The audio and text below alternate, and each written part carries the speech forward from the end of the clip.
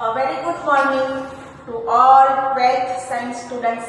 Welcome to our chemistry lab. અને હેતુ લખો. આપેલા કાર્બનિક સંયોજનમાં રહેલો ક્રિયાશીલ સમૂહ નક્કી કરવો. કયો હેતુ છે?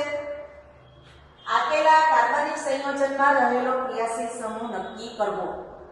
પરીક્ષાની અંદર આ તમારો ક્વેશ્ચન નંબર 4 છે.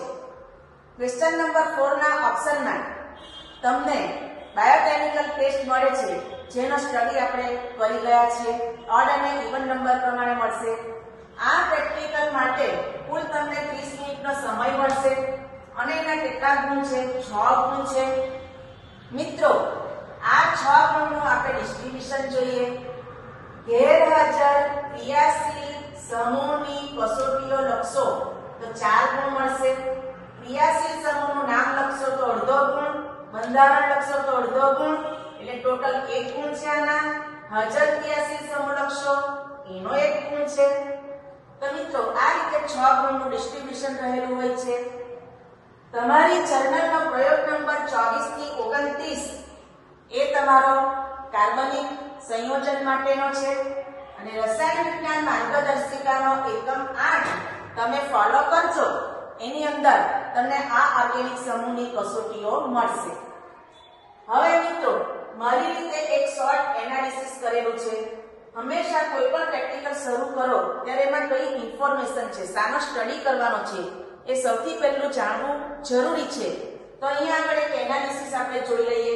આપણે 6 સમૂહનો અભ્યાસ કરવાનો છે. આલ્કોહોલીય, ફિનોલિક, આલ્ડીહાઇડ, કીટોન, કાર્બોક્સિલ અને એમિનો. દરેક સમૂહના અહીંયા આગળ બંધારણ લખેલા છે. તમે થિયરીમાં બહુ સારી રીતે બધું શીખી ગયા છો, એટલે અહીંયા હું તમને બતાવી દઉં છું કે આલ્કોહોલીય સમૂહનું બંધારણ ROH, ફિનોલિક સમૂહનું બંધારણ AROH. અહીંયા આગળ બેન્ઝીન રિંગ દોરીને ઉપર OH સમૂહ તરીકે પણ તમે બતાવી શકો છો. Aldehyde RCHO, ketone C double bond O, carboxyl COOH અને એમિનો NH2. તો આ રીતે તમે આટલું કામ કરશો, સમૂહ ઓળખશો અને બંધારણ જો લખશો તો તમને 1 ગુણ મળશે. હવે દરેકની અંદર તમારા સ્ટડી માટે કેટલાક લિક્વિડ ફોર્મમાં રહેલા છે અને કેટલાક એવા સોલિડ ફોર્મમાં રહેલા છે. તો આલ્કોહોલીય સમૂહની અંદર લિક્વિડ ફોર્મની અંદર આપણે મિથેનોલ, ઇથેનોલ અને બેન્ઝાઇલ આલ્કોહોલનો સ્ટડી કરવાના છીએ. ફિનોલિક સમૂહમાં સોલિડ ફોર્મની અંદર ઇસોસિનોલ, નેપ્થોલ 1, નેપ્થોલ 2 નો સ્ટડી કરીશું.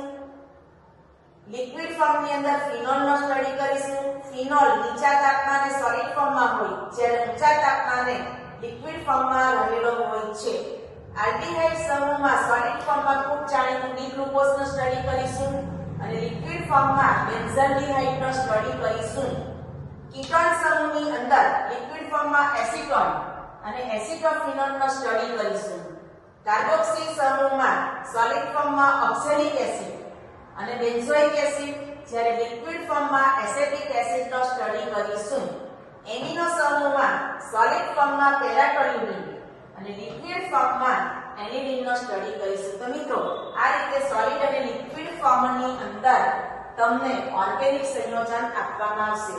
હવે તમે લિટમસ પ્રત્યેની કસોટી કયા સમૂહ માટે કઈ હોય છે એ જો તમે થોડું ધ્યાન રાખશો તો પણ આ પ્રયોગ ખૂબ સહેલાઈથી કરી શકશો. તો મિત્રો જુઓ, આલ્કોહોલીય સમૂહ લિટમસ પ્રત્યે તટસ્થ છે. ફિનોલિક સમૂહ લિટમસ પ્રત્યે એસિડિક છે. આલ્ડીહાઇડ સમૂહ લિટમસ પ્રત્યે તટસ્થ છે. કીટોન સમૂહ લિટમસ પ્રત્યે તટસ્થ છે. કાર્બોક્સિલ સમૂહ લિટમસ પ્રત્યે એસિડિક છે, જ્યારે એમિનો સમૂહ લિટમસ પ્રત્યે કેવો છે? બેઝિક છે. મિત્રો, તમને હું 5 મિનિટનો સમય આપું છું. બોર્ડ ઉપરથી તમે ઉતારી લો.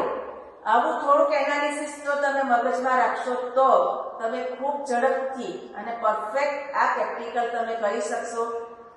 All the best.